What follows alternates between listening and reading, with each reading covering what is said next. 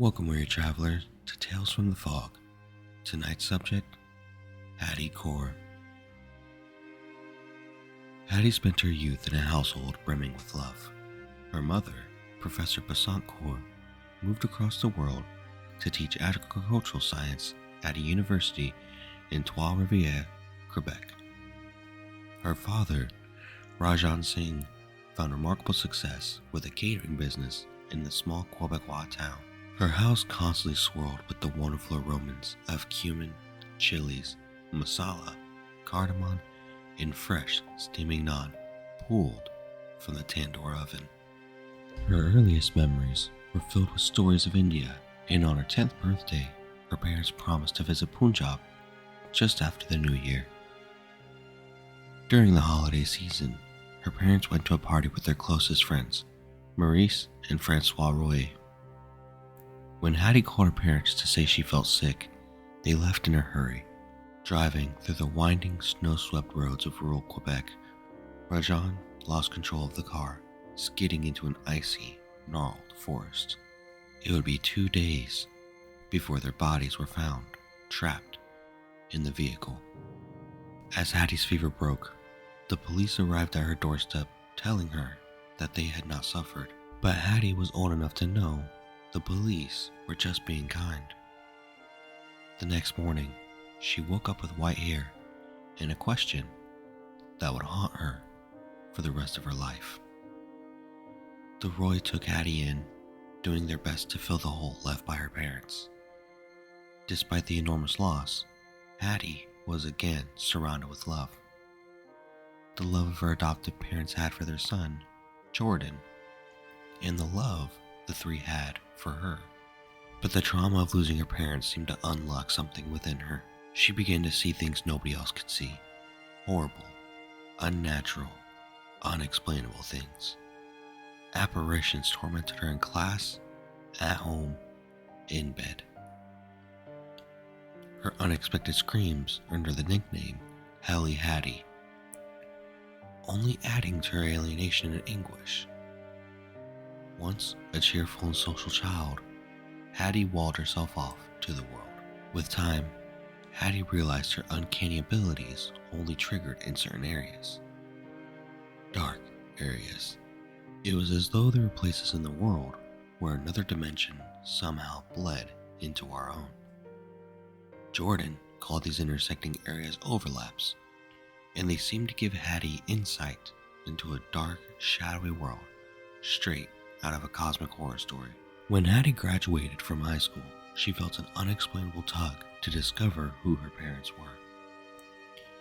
To raise money for a trip to India, her brother Jordan suggested that they use her abilities to explore and document all the haunted places in Quebec, starting with the haunted asylum. At the Doria Institute, Haddie could see and hear residual memories, patients, doctors, and so much more.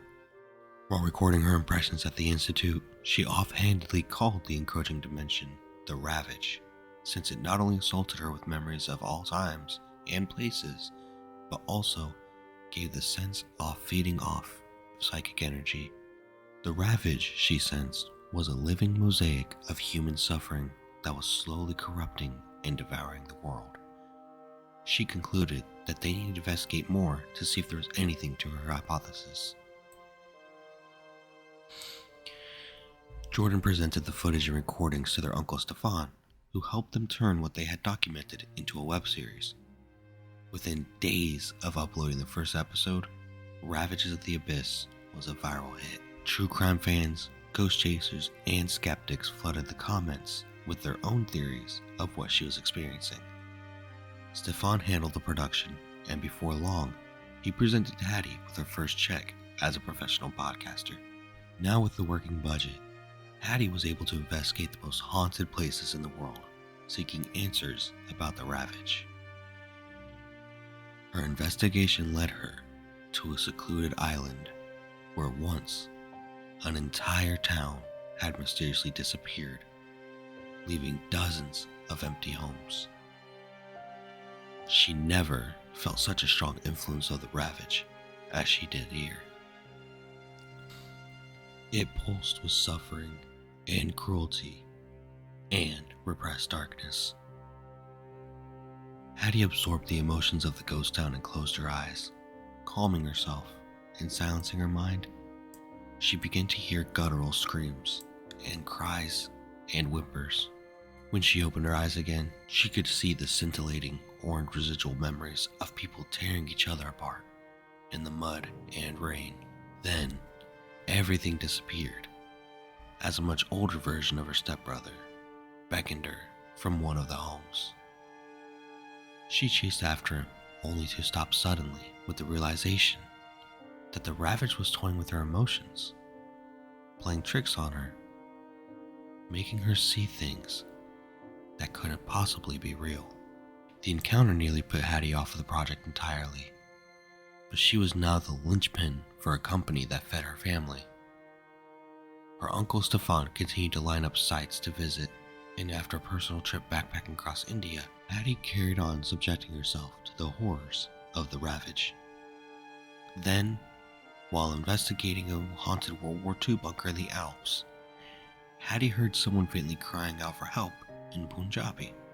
Snow flurried in the bunker as a tunnel suddenly opened up to a snow-covered forest. A horn blared in the distance and faded away. She saw the glow of red lights through a wall of snow and felt her heart skip a beat as she rushed to a crumpled blue car pinned between two massive pine trees. Through the shattered windshield, she saw the bodies of her parents stuck in pools of frozen blood. Haddie narrowed her gaze and saw tiny plumes of vapor floating from their trembling blue lips. With a profound sense of urgency, she rushed around the wreck, trying her best to push, pull, and kick her way in, all to no avail. As she cried out to them that she was sorry for being sick, that the accident was all her fault. Their eyes snapped open, and in unison, they answered the question that had anchored her life to their death.